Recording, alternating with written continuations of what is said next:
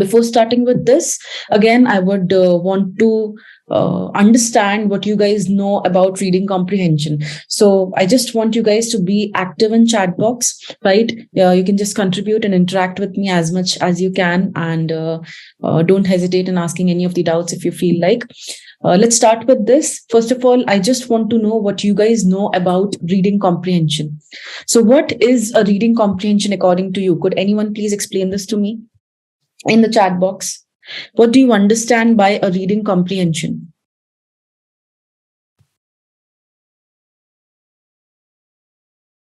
To comprehend a passage by our understanding. Okay. What else? What else do you understand by this?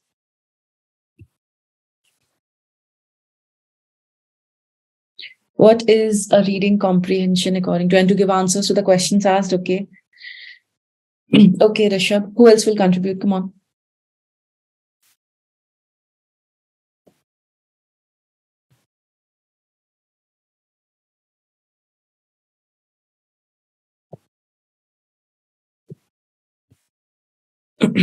See, when we talk about reading comprehension, we obviously know that English is such a language which took an inspiration from two big languages known as Greek and Latin.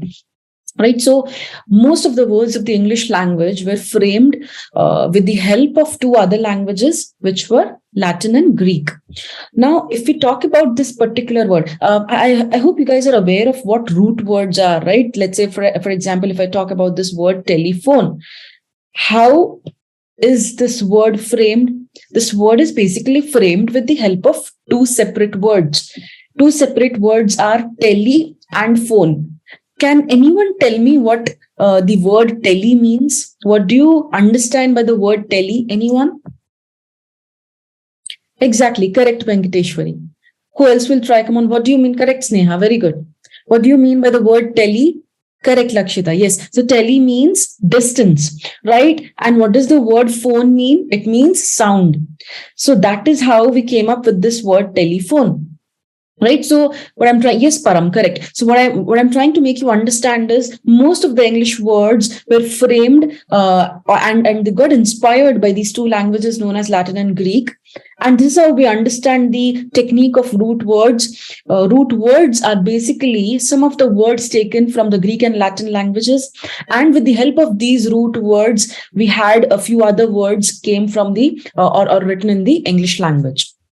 Right now, when we talk about this word comprehension, what do you mean by this, or how do you understand this word? Can we again break this word into two parts and understand by co and prehension?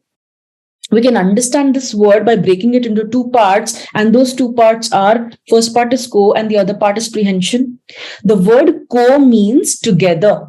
What do you mean by the word co? It means together. And the word prehension, again, it is one of the words taken from Greek and Latin language. It means grasping. Right? What do you mean by prehension? Prehension means to grasp something. It means to understand something. So when we combine these two words together, co means together and prehension means to grasp something. When we take these two words together, what do we get? Understanding or grasping by taking all the elements together. And that's what we do while solving a reading comprehension. What do? We take all the elements of a comprehension or of a passage together and we understand them. We try to grasp them, right? So the concept of reading comprehension goes in such a way that you're being given a passage. Let me first make this clear that a reading comprehension is very much important. In fact, it is the most important part of any kind of an entrance exam, right? You could take up any exam such as CAT, GMAT, CUET, or any other exam that you can think of. Reading comprehension has to be the most important part of the verbal section, right? So when I talk about a reading comprehension, the concept goes like a passage will be given to you, a passage of let's say a moderate length, which is varying from anywhere between 300 to 600 words will be given to you. And a couple of questions, let's say 4 to 5 questions will be given to you on the basis of that particular passage. And you'll have to choose one single option on the basis of a particular question being asked. which you think is correct according to the question. So you basically have to choose an option which is correct according to the question. Clear? So this is how the concept of a reading comprehension goes. Like, I mean, you have already solved a lot of reading comprehension in school times as well. This is no different. But it's just that the level of questions and the level of options is really very, very tough. And now, each and every single option will look similar to each other. So that's why it becomes it basically becomes a bit tricky for you to choose the correct answer. Right? Yes, Josmita, it's an introductory class because many students requested to repeat the introductory session. So here I am repeating it. In case if you have attended it, it's my request to attend it again in case if you want to build up more confidence. So let's go. I hope this concept is clear. Any questions or any doubts till now? Can I get a clear yes from all of you so that I can get that inspiration to start a class? Come on, just a yes from all of you so that I can know you guys are listening. Come on, just a yes. Ready? Okay. Let's start. So I'll just give you details about what I'm going to cover in this. Okay, Salaj, it's absolutely fine. I mean, we are just starting with the introductory session of reading comprehension. So it's completely fine, even if it is your first class, right? So in this particular session, I'll be discussing about what a reading comprehension is. I'll also be letting you know the types of questions, the main types of questions being asked in a reading comprehension. I'll also talk about the types of passages covered in any kind of a verbal section of any entrance examination. And after discussing all these details, I'll be talking about a few strategies to adopt while solving any kind of a reading comprehension. And then lastly, I'll be talking about some suggestions in order to improve your verbal section. I'll also be giving you 10 minutes time by the end of the session to discuss all your queries and doubts. So just keep your doubts to yourself, and you could just ask me all those in the last 10 minutes. In case you have any questions or any doubts during the session about what I'm trying to teach, you can just comment in the chat box, or you can just ask me to unmute you in case if you want to use the mic and ask the doubts, right? Can we guys start? Okay. Let's talk about the skills which are necessary. Good evening, Anamika. Let's talk about a few skills which are necessary to crack a reading comprehension.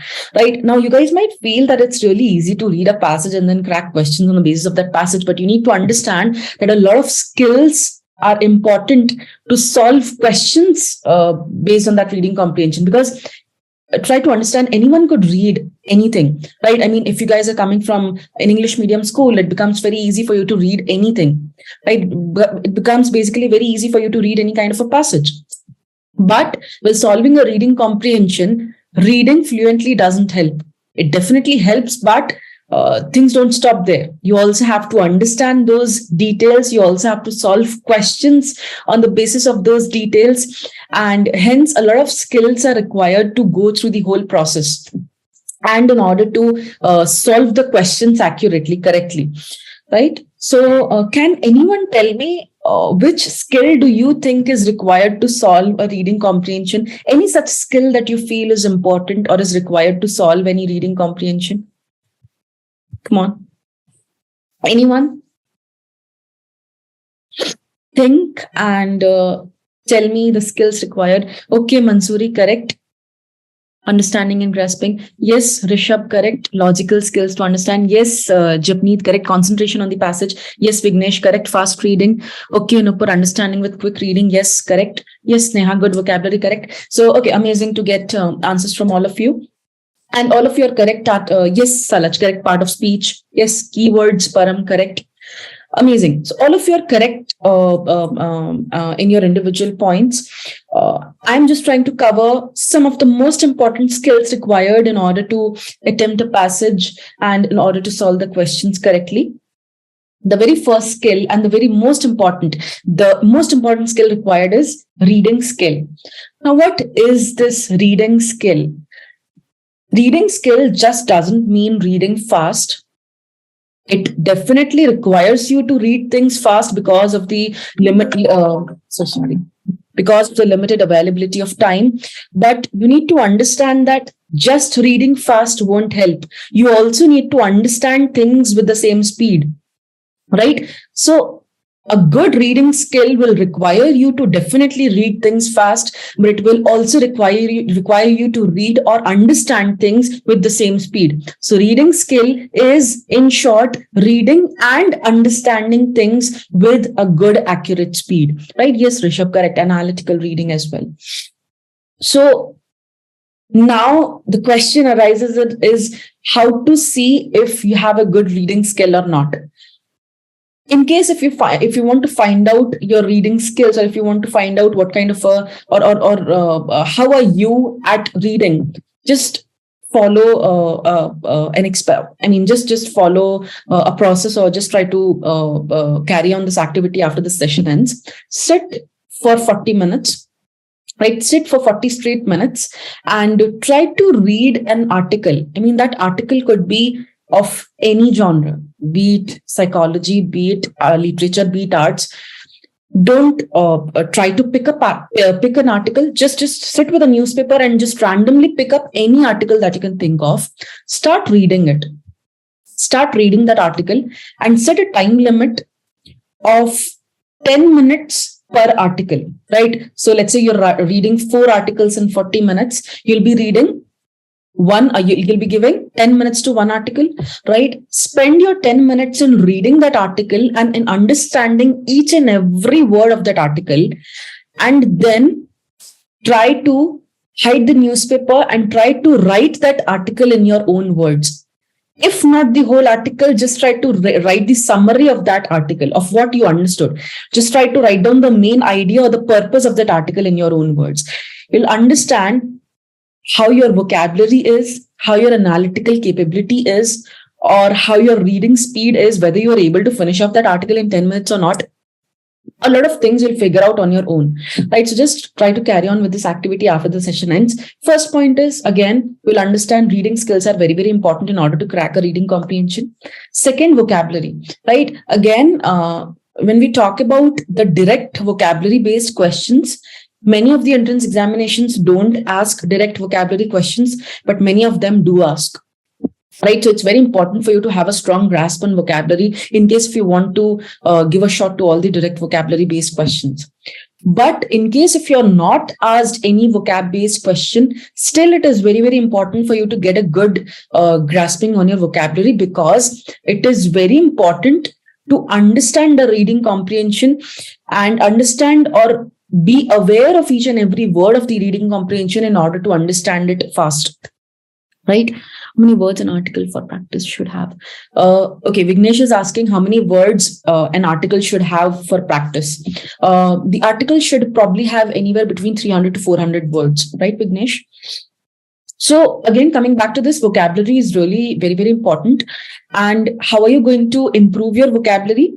I think I've mentioned in the earlier sessions as well, but I'll again tell you, there's a book known as Word Power.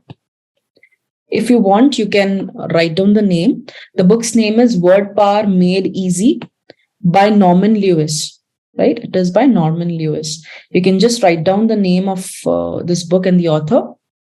It's a very amazing book, and it has some 46 to 48 sessions. And the interesting thing about this book is you're being made basically you're being made to understand the words on the basis of various root word techniques, right? So it becomes very easy for you to understand and remember words through these techniques, right? You don't have to mug these words up. You just have to go through each and every session, and you just have to try to understand words through the help of those techniques, right? So in case if you didn't have any idea, just I hope you just have noted this down. Sonshi, the book's name is Word Power Made Easy by Norman Lewis. Right? It is really going to help you with the vocabulary. So coming back to this again, vocabulary is very, very important for you to understand a reading comprehension on a thorough basis. And also reading things fast, because understand if you're being, let's say if you're being asked a passage on a particular topic, right? Let's say if you're being asked a passage on a topic such as hypochondriasis, right? Now, most of you might not be knowing what hypochondriasis means, Now try to imagine that you don't know the topic of the passage. You don't know the meaning of the topic of the passage, of the main idea of the passage. Just imagine reading the whole passage and understanding the details of it. It might become very difficult for you to understand the whole passage because you don't even know what the topic or what the main concept of the reading comprehension is. So that's why it's very important for you to understand each and every word of the passage in order to crack every single question of that passage, right? That's where vocabulary comes in between. The third very important skill is analytical thought process. Now, what do you understand by this analytical? Okay, Pawan, no worries. For those who have joined lately, we're just understanding a session which revolves around reading comprehension. So we are just basically trying to understand the concept of reading comprehension, and we are understanding the questions being asked in a reading comprehension, right? What do you understand by this analytical thought process? Anyone? What do you understand by analytical thought process? Yes, Rishabh, correct. Analyzing the hidden meaning. Okay, what else? Who else will try? Come on. What do you understand by this analytical thought process?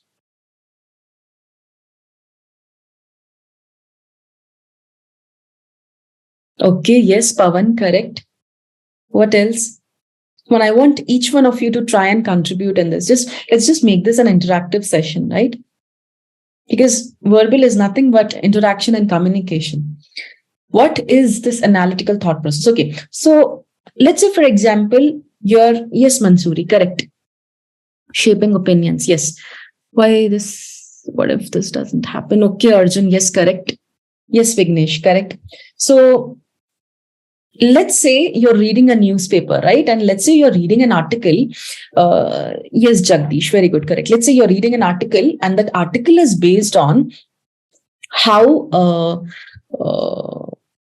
let's say, how the entrance examinations have become important, or let's say just how USA is getting more and more Indian students these years. Right. So let's say if you're reading an article which is based on how the number of Indian students have increased in the United States. Now, a normal layman will get an idea about what the topic revolves. You'll definitely get an idea of what the topic of that article is. Or you'll definitely get an idea or understanding of what each and every word of that article is. You'll understand the meaning of each and every word or each and every statement of that article. The analytical thought process comes after understanding each and every word of that article. Whoever is going through or conducting a thorough analysis of that article will try to understand the reasons behind an increment in that number. He or she will try to understand all the reasons behind whatever is given to you in that article. So what I'm trying to point out is, in order to crack questions on the basis of that reading comprehension, it is very much important to read and understand the details, but it is also very important to try to question all those things, right? And unless you're doing it, you won't be able to give a thought onto how a particular question revolves on around that particular passage, right? So in order to solve the questions correctly, you also have to have this analytical thought process. You also have to have the capability to question the details being mentioned to you in that particular article. And then and only then you'll try to understand where this analytical thought process leads you to attempt the questions correctly. Right, clear? I hope you guys are getting things. So 3 skills till now are very, very important. Reading skills, vocabulary, analytical thought process. Also, again, lastly but not the least, general knowledge is very, very important. You might feel like, how is general knowledge coming into context while solving a passage? I mean, we just have to solve questions on the basis of the content available. Where is this general knowledge coming in between? You also need to understand that sometimes, like I gave you the example of this hypochondriasis, right? So you might be given a passage on, let's say, a random topic coming from economics, right? So let's say, for example, you're being asked a passage on disinflation. Now, a lot of you coming from science or humanities background might not be knowing what disinflation means. Right? You might be knowing what inflation means, but you might not be knowing what disinflation means. So the concept here is, you don't need to have an in-depth knowledge of each and everything, but you need to have a basic general knowledge of whatever is going on around you. right? You need to have a basic understanding of a few normal common terms involved in each and every genre.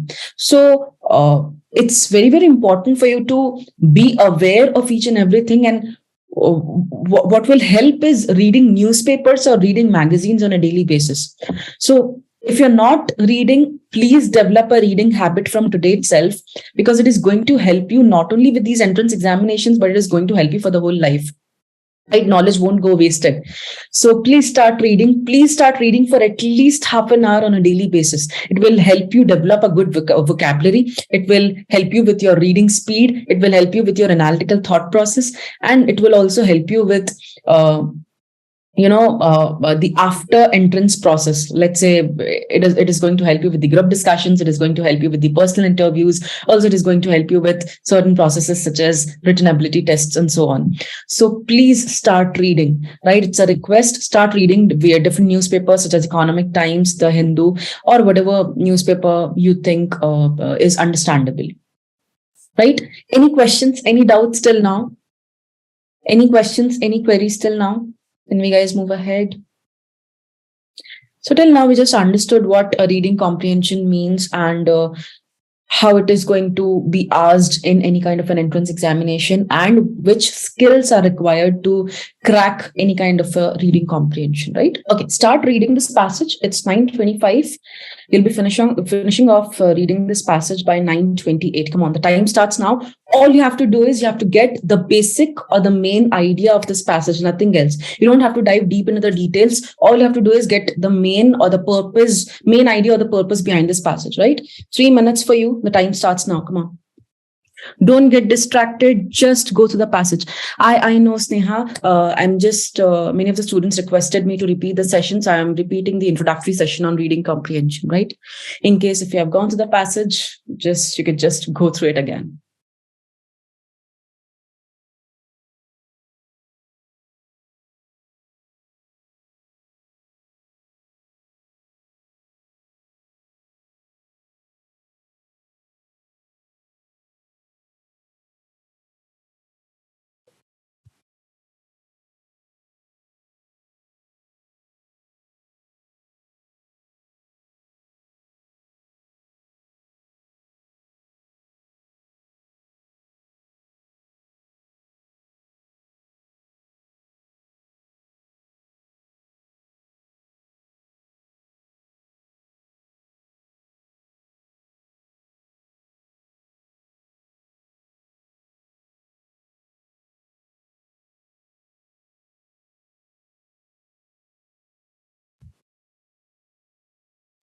Let me know in the chat box when you're done reading the passage, right? Any which ways, 1 more minute. Come on.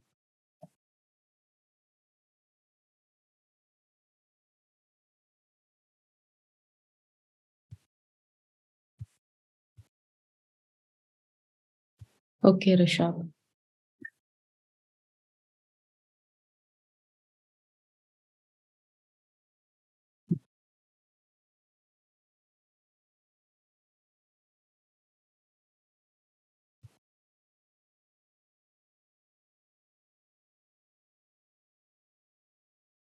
Okay, Nupur.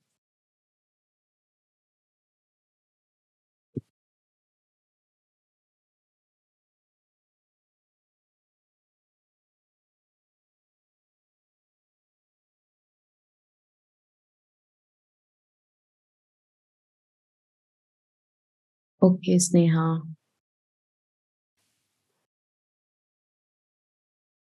Okay. Time's done. Time's over. I just want, okay, Venkateshwari, okay, Nikhil. This was not to start a reading comprehension or to start solving a reading comprehension. Basically, making you read this was just to make you understand why these 4 skills that we just had a look on are important for you to solve or understand a reading comprehension, right? So now it might be possible that some of you might have not been able to finish off these reading comprehension. How many of you were able to read this RC in 3 minutes? Could you just quickly let me know in the chat box how many of you were able to read this complete reading comprehension in these 3 minutes? How many people? And if not, how much percentage of this reading comprehension were you able to read in 3 minutes of time? 100%. Okay. No, some of you were not able to read it. 80%, 80 could complete only 80%. Correct. Right. So the point is, this was just to make you understand, able to read in 3 minutes. Okay, very good. 70%, 60%, 80%, 100%. Great. So those who were able to read the whole passage in 100% in 3 minutes of time, amazing.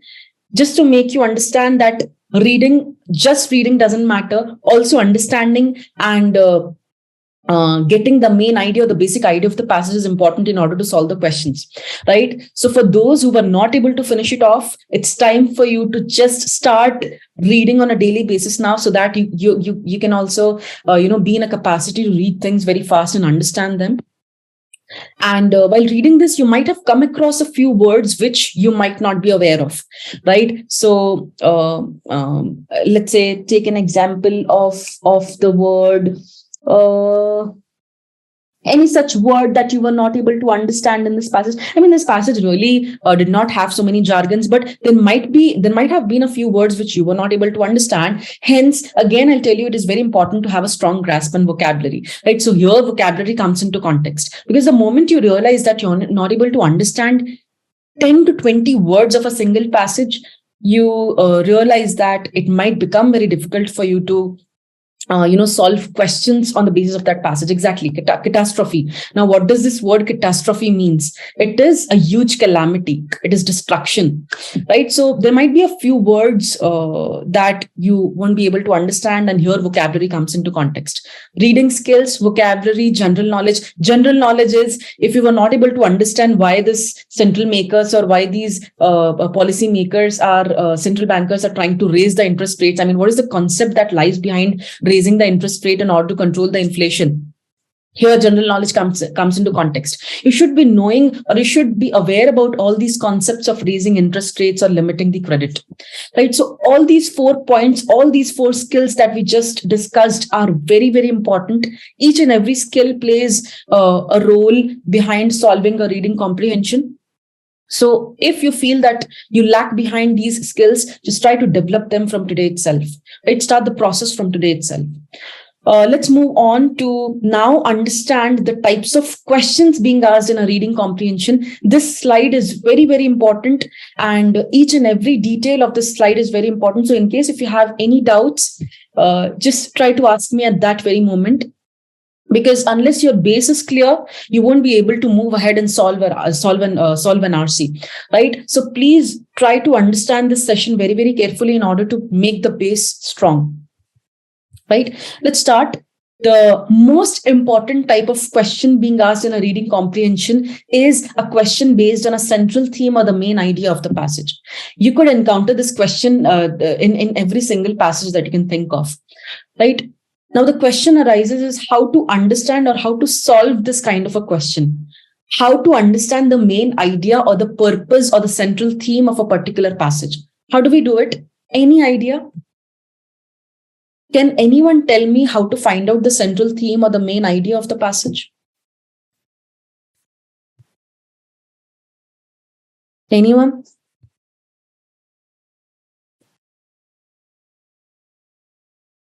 Okay, Rishabh, correct. Okay, Sonshi, yes, correct. I mean, it's not necessary that you can always get the main idea in introduction, right? No, Rupal, no, Diksha. Most of you might be, okay, Sonshi, okay, Shreya. Most of you might feel that we'll definitely crack the question of the central theme by just going through the first and the last paragraph of the passage. This is completely a myth. Right? You need to go through each and every single paragraph of the passage in order to crack the question based on the central theme. Just going through the introduction and conclusion won't lead you to the answer of the central theme, right? Because central theme is not just the introduction and conclusion. Central theme or the main purpose is basically the main idea around which the whole passage is revolving. Right? So in order to crack the question based on the central theme, it is very important for you to understand each and every single paragraph of that passage. The main idea could lie in any paragraph of the passage, right? So, yes, Ikmanpreet, correct. Yes, Shabir. Yes, I'm repeating this, Shabir, because many students requested me to repeat the session. Okay, Param. Yes, so you're talking about the last passage. Yes, correct, Nikhil. Yes, Neha. So, cracking the question of central theme makes you understand each and every paragraph very much clearly, and just don't try to play with one single paragraph while attempting such a question. Try to understand the paragraph or the passage on a thorough basis. Right. Next question is question. Okay. First of all, if I ask you to find out the main purpose or the main idea of the last passage, what would you say? If you had to figure out the central theme or the main idea of the previous passage that you've just read, how would you do it? What was the central theme of the previous passage? Asian economy. Okay, Sneha, what else? Okay, Japneet, inflation. I mean, this is the main idea. So you could just describe it in one whole statement. Inflation is just one word. What inflation? What about inflation? Controlling inflation. Okay. Yes, Sonchi. Yes, Rishabh. Correct. Yes, Shabi. Sure. I'll try that. Okay, Rishabh. So basically, the passage was about how the government is trying to control the inflation in the Asian economies, right? And how the Asian economies are dealing with inflation, and what kind of measures they are trying to take while controlling the inflation. So this was the main purpose of the passage. So in short, the main purpose is nothing but trying to understand the idea behind or the reason behind which the author is trying to put a passage in front of you. There might be a couple of reasons, or there might be one single main reason behind which the author is trying to put a particular passage in front of you. And you just have to find out that main reason. Clear? Second question is question based on an inference. What is this inference? What is the inference according to you? If you're being asked a question based on an inference, how will you try to choose an answer?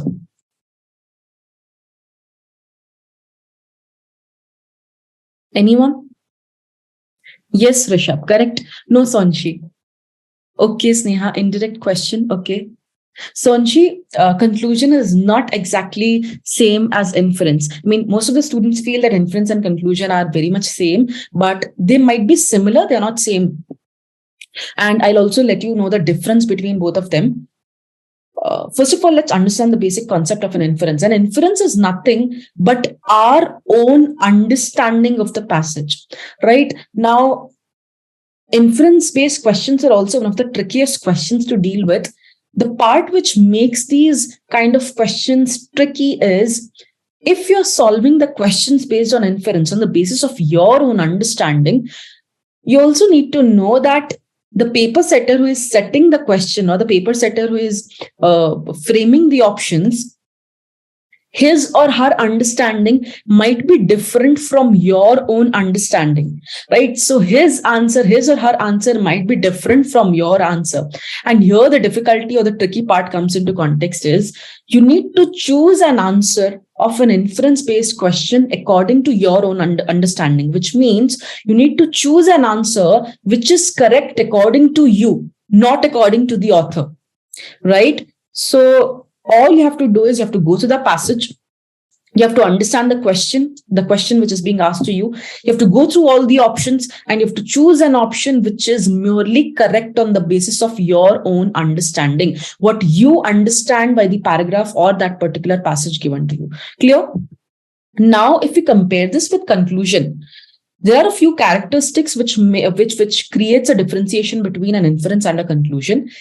Whenever we talk about inference, you might not be able to get a direct answer of an inference-based question from the passage, right? So if you're trying to solve an inference-based question, you also have to remember that you might not be able to get a direct answer of an inference-based question from the passage.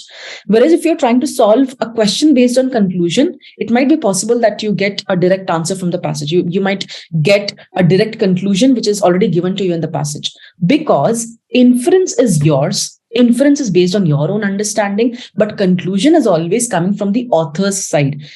Conclusion is not yours. The person who writes an article concludes it. You're not going to conclude anything, right? So this is the basic difference between an inference and a conclusion. Inference is yours, conclusion is author's. It is from the author's side. Conclusion might be directly given to you in the passage, but inference in most of the cases is not directly given to you in the passage. Right? Clear? Any questions or any doubts till now?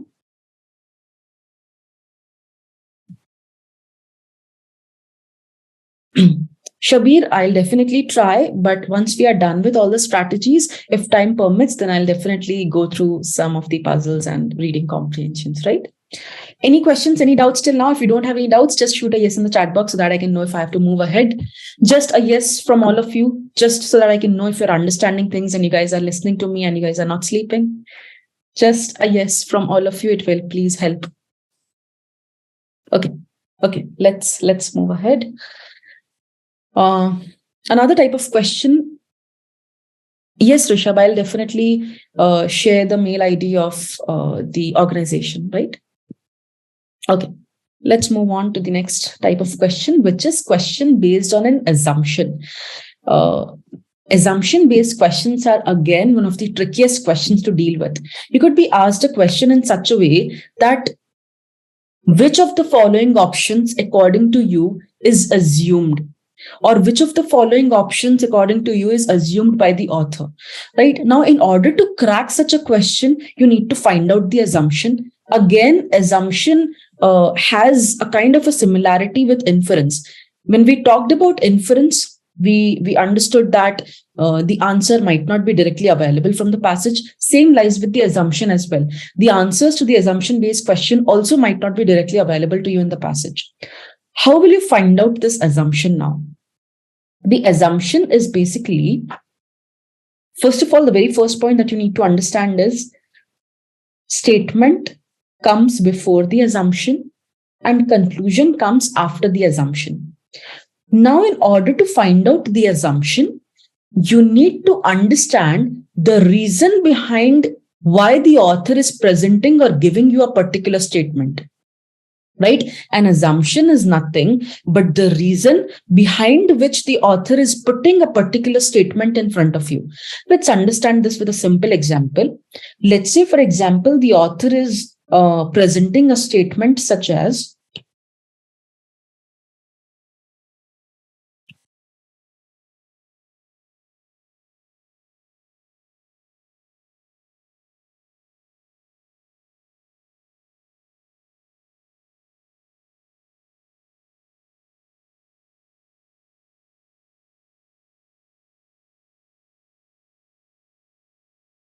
the statement says, next year, we need more crop yields in our country, right? So this is one of the statements presented by the author in a particular passage.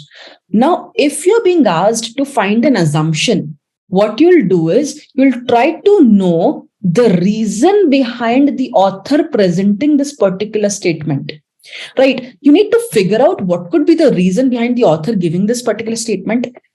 If the author says next year, we need more crop yields in our country, the author might be thinking that this year we had some less crop yields in our country. Is this correct? If the author says that next year we need more crop yields, don't you think that the author might be thinking that this year we had less crop yields in our country? Just comment with a yes in the chat box if you believe this. Yes? So if you find out an option which says that this year we had less crop yields in our country, it definitely could be the correct answer, because assumption is nothing but the reason behind which the author is putting a particular statement in front of you, right? You need to find out an assumption with the same process that we followed just, right? We need to choose or find out or think of a reason behind which the author might put a particular statement in front of you. And all you need to remember is assumption comes after the statement and conclusion comes after the assumption. Clear? Yes, Karan. Correct, Karan. Clear? Any questions, any doubts till now?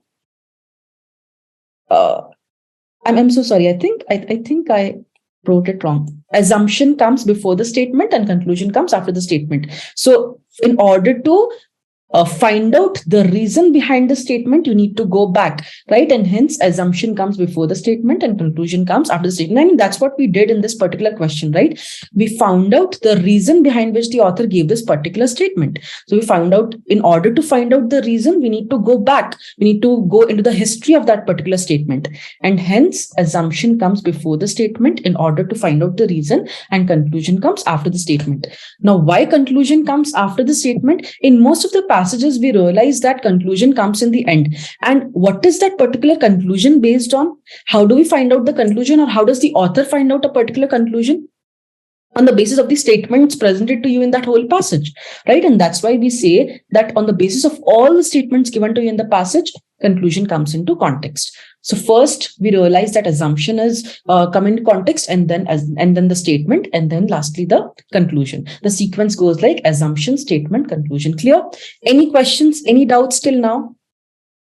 Any questions? Any doubts till these three kinds of questions that we just had a look on: central theme, inference, and assumption?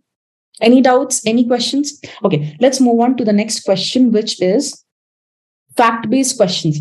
Fact-based questions are the easiest to deal with. You could be getting direct answers of these fact-based questions from the passage, right? All you have to do is you have to find out a particular paragraph where you can find your answer. Clear? Any doubts? Fact-based questions, or if I say passage-specific questions, both of them are very much similar to each other. If in any case you're being asked fact-based or passage-specific questions, all you need to know is you're directly going to get the answer from the passage. Clear? So a passage which is completely based on facts and figures might be very much easy for you to understand and crack the questions on. Clear? Now let's understand the tone-based questions. This is very important, and this is again one of the tricky questions to deal with. What is a tone according to you? Can you tell me what is a tone according to you? Any idea what the tone is? You might figure out the tone, my tone right now, about how I'm talking to you. But if I tell you to find out the tone of the passage, how are you going to find it? Because the passage is not going to speak. What is this tone, and how are you going to find out the tone of a particular passage? Any idea? Mode of the passage, okay, Vignesh?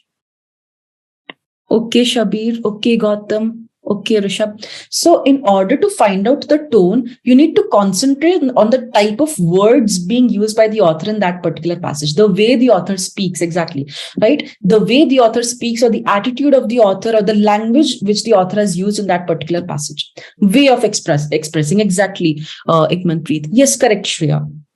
So all you need to do is you need to concentrate on each and every single word of that passage in order to understand the tone of the author. And there could be, you won't be asked such easy tones such as aggressive or angry or sad.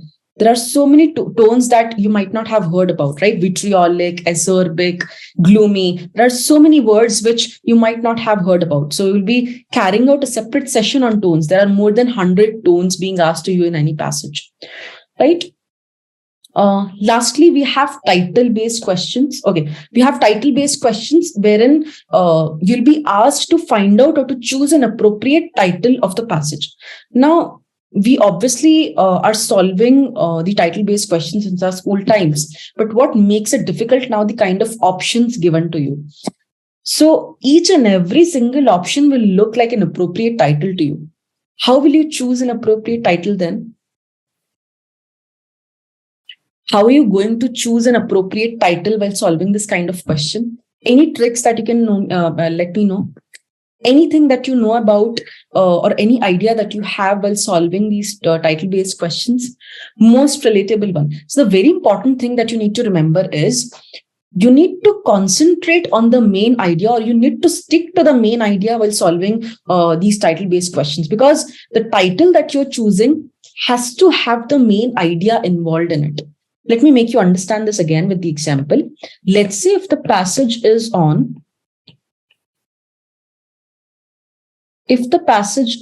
GDP of India, right? If the passage talks about how the GDP of India is increasing all these years, right? How the GDP of India is increasing all these years. Now, if you're being given 4 options, let's say if you have 4 options, and I'll write down 4 titles in front of you. You guys, by going through each and every title, will tell me what title is appropriate according to this passage, according to the main idea of this passage, right?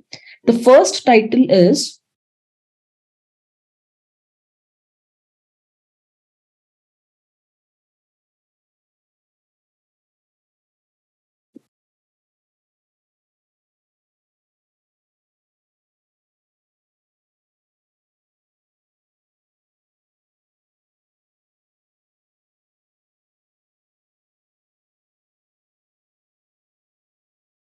pardon my handwriting.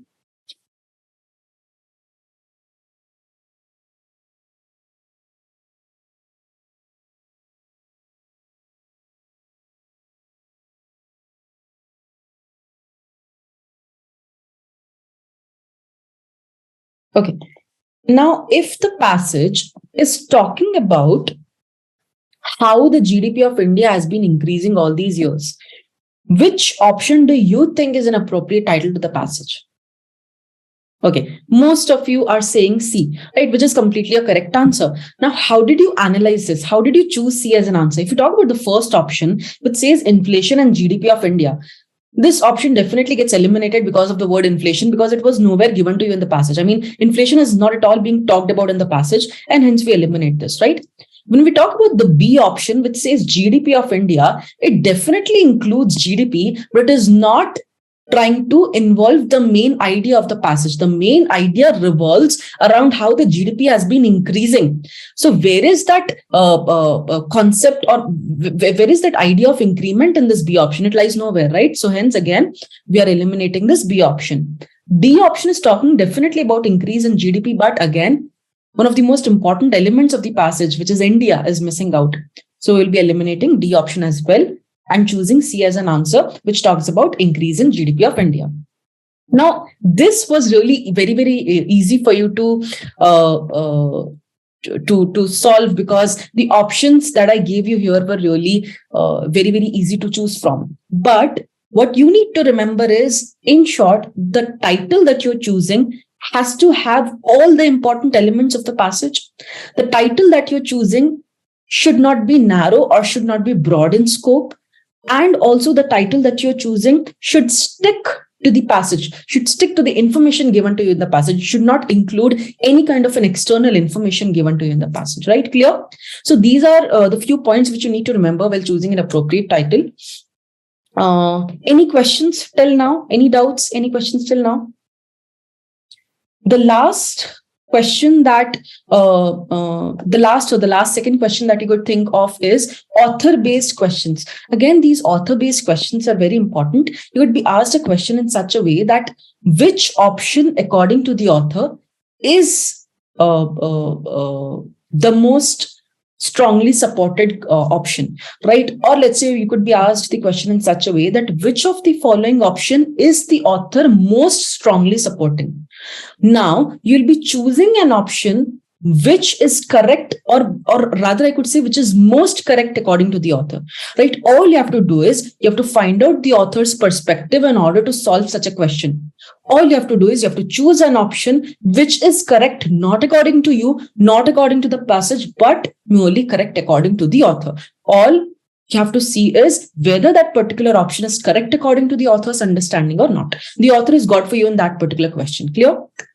Lastly, when we talk about the vocabulary-based questions, you guys already know how vocabulary-based questions are going to be asked. You could be asked synonyms or antonyms of a particular word taken out from the passage, or you could also be asked a particular meaning of a particular idiom and a phrase taken out from the passage. Or let's say you could be asked questions on the basis of sentence correction, right? But vocabulary-based questions are not that much asked. I mean, it could be just 1 or 2 questions out of from all the passages asked to you. So you definitely need to have a strong grasp on vocabulary, but not just to solve the vocabulary-based questions, also to understand the reading comprehensions thoroughly, right? Because vocabulary is definitely going to help you in understanding RCs more than solving vocabulary-based questions. Clear? I hope you don't have any doubts in all these questions being discussed. I hope you are clear with at least the concept of all the questions being discussed. Any doubts? These were just the most important questions that I've mentioned. Obviously, you could be getting questions apart from this, but I just gave you a brief on the most important questions being asked in the verbal section. And I just made you understand this in a theoretical way. Once we start solving questions, you definitely would be getting more confident while solving them, right? Let's move ahead on what kind of passages are being asked in any kind of a reading, in any kind of a verbal section. And understanding the type of passage is really important because you could be asked a passage, as I've already discussed, from any kind of a genre that you could think of. You could be asked a passage on literature, you could be asked a passage on technology, and hence it becomes very important for you to get familiar with the type of passage being kept in front of you. Because if you're not familiar with the topic of the passage, it might be possible that you're not able to understand the passage completely. Right, so let's go on and let's understand the types of passages being presented. The very first kind of a type of passage is a narrative kind of a passage. What is a narration according to you? A narration is nothing but something which is written in a form of a story, right? So let's say if you're being given a passage, or if you're being shown a passage on some kind of a topic of history, right? Or let's say you're being shown an article or a passage of how the liberalization started, or how we faced the financial recession in 2008. All this, if being written in the form of a story, would be a kind of a narrative passage, right? Secondly, if we talk about the descriptive kind of a passage, what is a descriptive kind of a passage? What do you understand by description?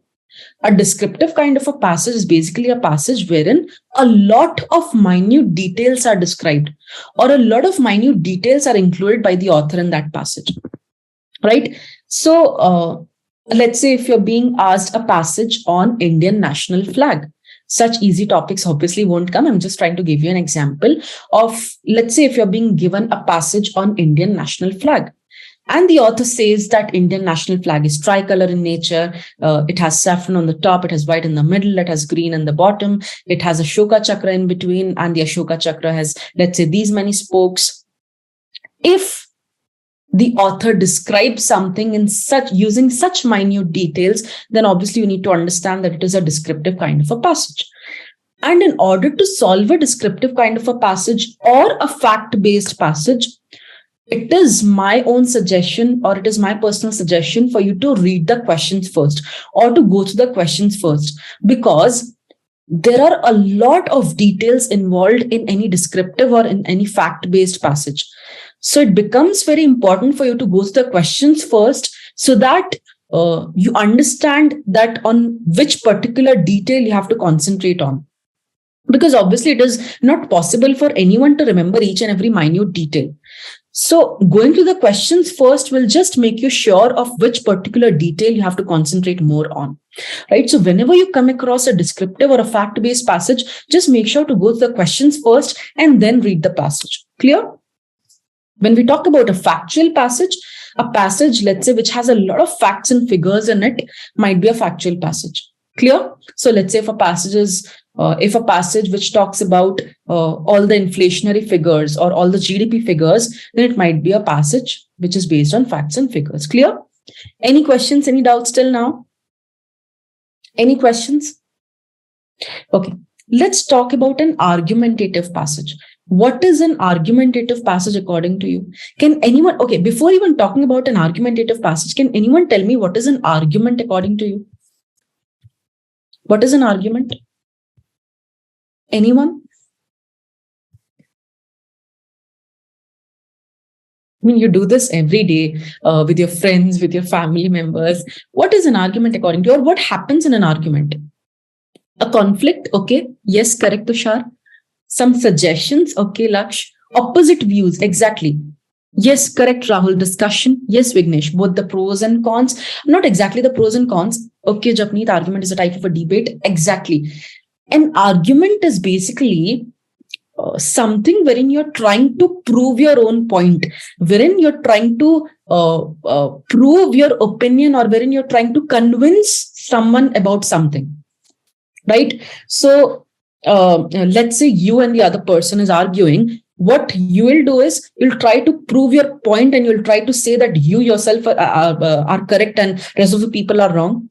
But that's what you do in an argument. You try to prove yourself correct, and you try to say that your point is correct and the rest of the points are wrong. That's what happens in an argument. But when we talk about an analysis, what do you mean by analysis, or what is the differentiation between an argument and an analysis? An analysis is based on a thorough research, right? An analysis is based on pros and cons, or the advantages and disadvantages about a particular topic, right? In an analysis, you're not trying to prove anything. You've just conducted a research, and you're just putting a point, or you're just concluding something on the basis of that research. Whereas in an argument, you're trying to prove something. You're trying to convince someone about something, right? So let's try to understand this again with an example. You guys know what AI is, right? What is AI? What is the meaning of AI, or what is the full form of AI? Anyone?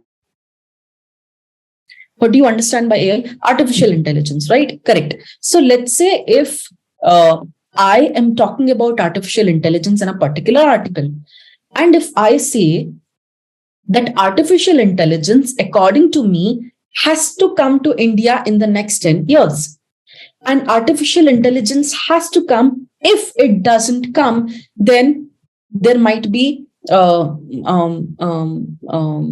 India might lag behind when we compare it with the when we'll compare it with the other countries.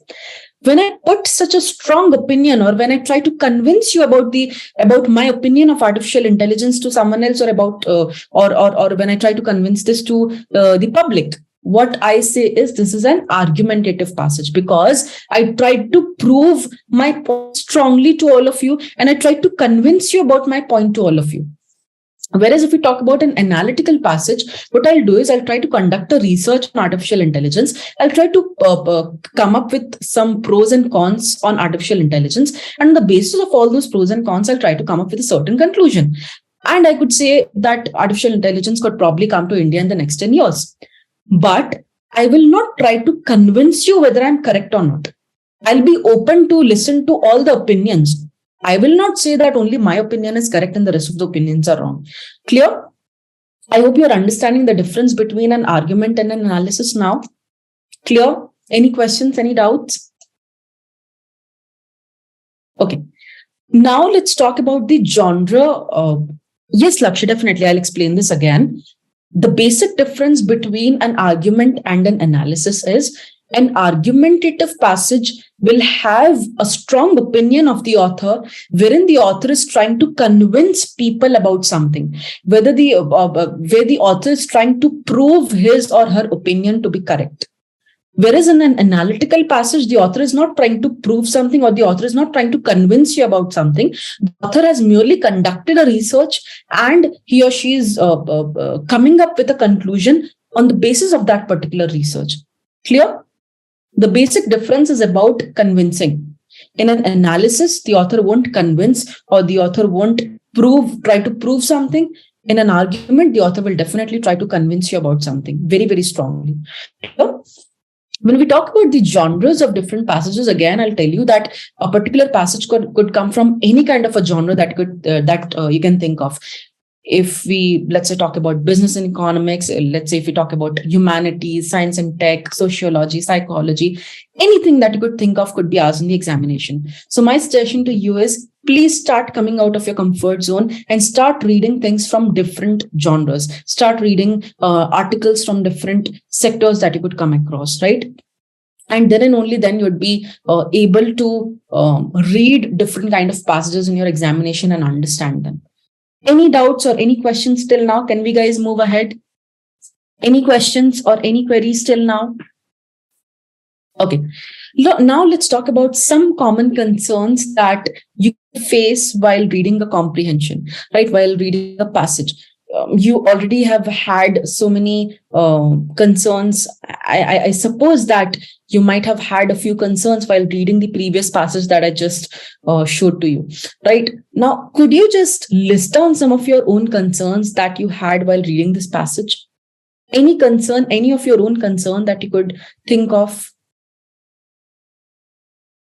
Suggest something for reading daily. Okay, Tushar. What else? What else can you think of while reading a passage? Any hindrance or any problem that you could think of while reading a passage? The most common concern is reading speed, right? Most of you might not have been able to finish off that passage in 3 minutes, which is completely fine, which is completely normal. Unless you have a daily reading habit, it is just not possible for you to go through a particular passage of, let's say, 400 to 500 words in 3 short minutes, right?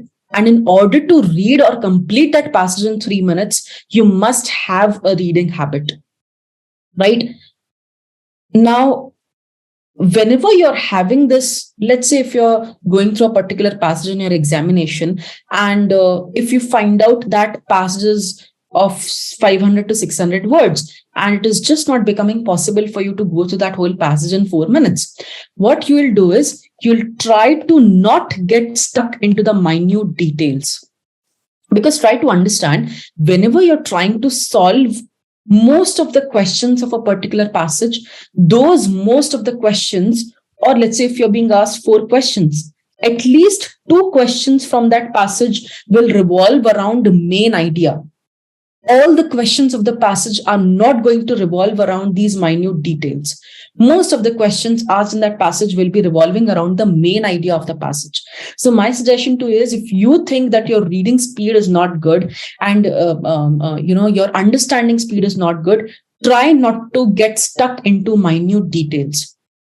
Try to ignore them, right? Let's say if you feel that you're not able to understand a few words, try not to get stuck in those few words and just try to move on. Try to get the overall idea of the passage. Clear?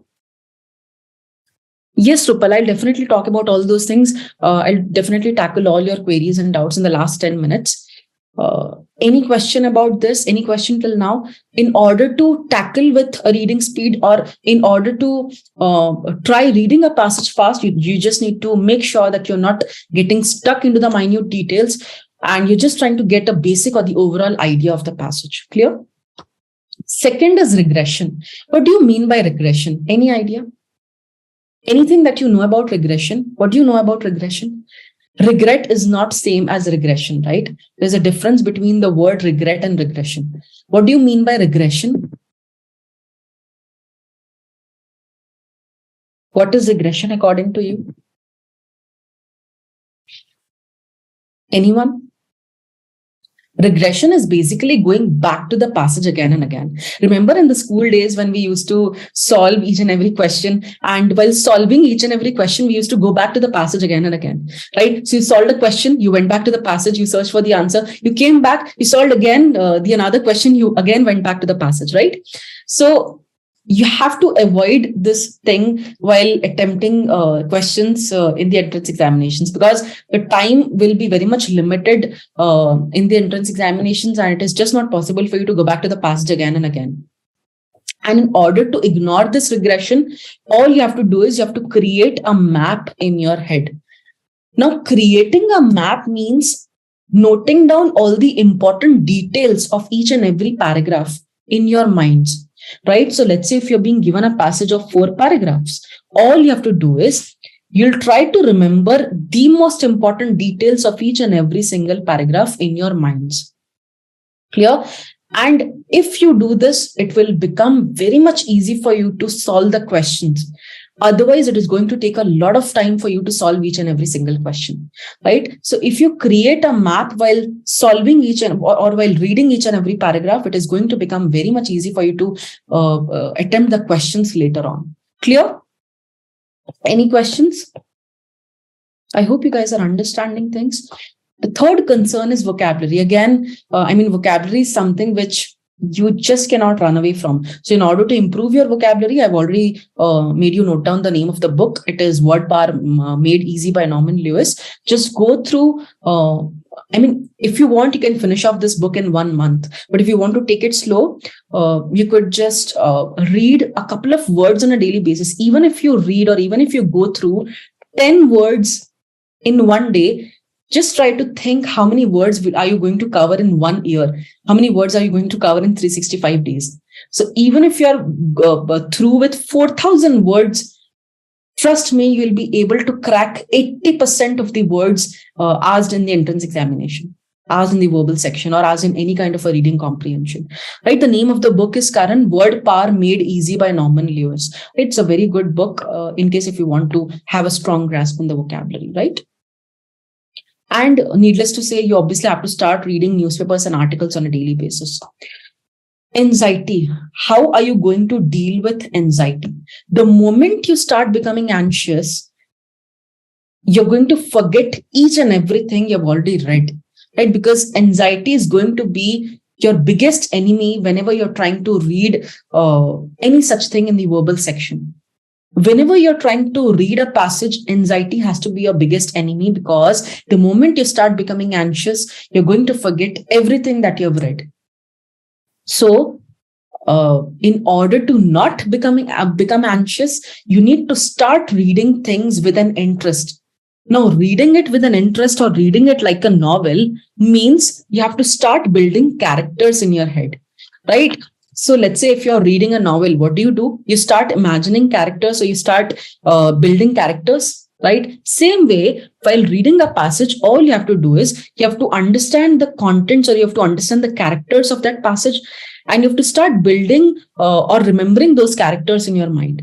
And the moment you start building characters, you'll start reading that passage with an interest. Clear? So in order to not become anxious, it is very important for you to read any such thing with an interest, taking an interest in your mind. Clear? Nikhil, okay, I'll write down the name of the book because everyone is asking. So I'll just write down in the chat box. It is Word Are Made Easy by Norman Lewis. Okay, I hope everyone has received the name now. Okay, let's move on. The last concern that obviously you could face is if you guys are not aware of the topic. Now, this is very important again for you to understand that you need to have a basic general knowledge of each and everything that you could come across. You need to have a basic knowledge of economics. You need to have a basic knowledge of science, technology. You need to be aware of what's going on around you. You need to be aware of the sports background. In order to at least understand a reading comprehension, you need to be aware of some of the basic terms of each and every genre. Clear? Any questions till now? Any doubts? Any questions till now? I'm expecting a yes from all of you in case if you are understanding things, or in case if you have understood all the stuff that I made you understand till now. Just a yes from all of you. Come on, we guys are 45 people. At least I can expect a yes from half of the people sitting here. Just a yes from all of you so that we can move ahead. Come on. Okay, great. Great. Thank you so much. Let's move on. I'll be making you understand the strategies in the next session, because these 10 strategies are going to take a lot of time. And I'll also be explaining a Bain strategy to you, which is going to help you with solving the questions of the reading comprehension. But before we move ahead, I'll try to give you a few suggestions because a lot of students asked me on what do we do to make a daily reading habit, or what do we do to improve the understanding ability. So here I am giving you a few suggestions on how to improve the verbal section. After going through all these suggestions, I'll be giving you a 10 minutes time to ask all your doubts or queries in case if you have any, right? The very first thing that I need to make you understand is start developing a reading habit. Trust me with these words, unless you have a reading habit, you won't be able to crack the verbal section of any entrance exam that you can think of, right? Because you need to understand that, let's say if you're getting 40 minutes to crack the verbal section of any exam, let's say if you're getting 40 minutes to crack the verbal section of any examination. And if in those 40 minutes, you need to solve 4 reading comprehensions, right? If you're getting a time of 40 minutes to solve 4 reading comprehensions, and let's assume one reading comprehension has 400 words. How many words will you have in 4 reading comprehensions then? If one reading comprehension has 400 words, how many words are going to be present in 4 reading comprehensions? Come on, this is basic maths, guys. Correct. 1600 words, right? So 1600 words will be there in 4 reading comprehensions. And apart from these 1600 words, you also have to understand the questions being asked. So let's say if one RC has 4 questions, 4 reading comprehensions will have 16 questions, right? Now try to understand that you have to read 1600 or let's say 2000 words, because obviously you have not included words coming in the questions and the options, right? So let's say you need to read 2000 words in 40 minutes. And you also need to understand those 4000 words, those 2000 words, right? Because reading the comprehension is not limited to solving the questions. You also need to understand that reading comprehension. So first of all, you need to read those 2000 words, and then you need to understand those 2000 words. After understanding those 2000 words, you also have to solve 16 questions coming out from those 2000 words. Do you think you'll be able to sit for 40 minutes straight and you'll be able to read these 2000 words with utmost concentration, and then you'll be able to solve all these 16 questions completely correctly on the basis of these 2000 words? Will you be able to do this if you don't have a reading habit? Of course not, right? You'll be getting so much distracted in your examination if you don't have a reading habit. So my suggestion to you is, please start developing this reading habit from today itself. Start reading newspapers. And you could be getting a question on how to read a particular newspaper. You could be asking yourself that whether I have to sit for one whole day and keep on reading each and every single article of a newspaper. No, you just have to go through a few articles of, let's say, 300 to 400 words per article, right? Let's say, so if you're spending 1 hour daily, and if you're giving 1 hour daily to this reading, what you have to do is you have to pick 1 or 2 articles from that newspaper. First of all, you have to go through all the headlines just to get the basic general knowledge, right? And then you have to pick 1 or 2 articles of your own choice, right? Something that could interest you, because most of you might feel that you're not able to gain an interest in reading, right? We are very good at listening to things, or we are very good at watching things, but we are not good at reading things. So in order to develop an interest, you can just start with reading things which you are comfortable with. You could, if you're interested in sports, or if you're interested in economics, you could just start with those kind of genres. So pick a few articles from your own interest areas and start reading them. Keep a timer in front of you. So let's say if you're keeping a timer of 10 minutes, you could give that article 10 minutes to read, and then write down the summary of that article in your own words, right? Write down the summary of whatever you understood out of that passage in your own words. This will make your vocabulary strong. This will make your general knowledge strong. This will make your analytical thought process strong. And also it will make your reading skills to the apt, right? So please try to understand that in order to develop a reading habit and in order to solve a reading comprehension, you need to make sure that you're giving at least 1 hour to reading daily, right? You could read anything. If you feel that you're not able to gain interest in reading newspapers, start reading magazines, start reading any kind of articles that you could come across, start reading novels, right? But just read. Just make sure that you're reading something for 1 hour on a daily basis. Clear? Okay. Obviously, needless to say, you need to stay updated to the current affairs because, as I already made you understand, that you could be encountering a reading comprehension from any kind of a topic that you could think of. You could be asked 4 to 5 reading comprehensions completely on the basis of based on economics, or you could be asked 2 to 3 reading comprehensions completely based on psychology. So you need to make sure that you're staying updated to the current affairs, and you're also staying updated to the basic understanding of all the terms or of all the genres that you could come across, right? Yes, Tushar, definitely reading newspapers is best for current affairs. And when I say read a newspaper, you don't have to read in, right? In shorts is not for you to improve your reading speed or improve your reading capacity. In shorts is just for you to go through basic headlines. If you need to improve your reading habit, you need to sit with the physical newspaper in your hands and you need to start reading articles from that newspapers. You need to read articles in depth, right? You could read any novel, Manpreet. It just depends on your own interest area.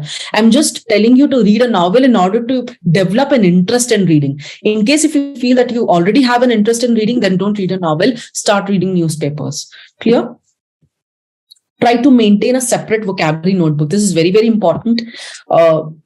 Let's say if you have started going through this book, Word Power Made Easy, right? Or let's say if you have started reading newspapers, what you're going to do is you're going to maintain a separate vocabulary notebook. And let's say if you're reading an article of 300 words, right? There might be 20 to 30 words which you won't be aware of. Note down those 20 to 30 words in your vocabulary notebook. Try to understand that the meanings of those words from a dictionary, and try to note down those meanings in your vocabulary notebook. And let's say if you're noting down 20 words in your vocabulary notebook on a daily basis, just try to understand how many words you'll note down in that book in one whole year. And what you're going to do is you're not going to mug those words. You're just going to revise them on a daily basis. Right? Clear? Times of India, I think Times of India is not good for, the quality of the news is not that good. So my suggestion to you is start with Economic Times or start with The Hindu. The quality of the news of Times of India has really deteriorated of what I have understood in the past few months, right?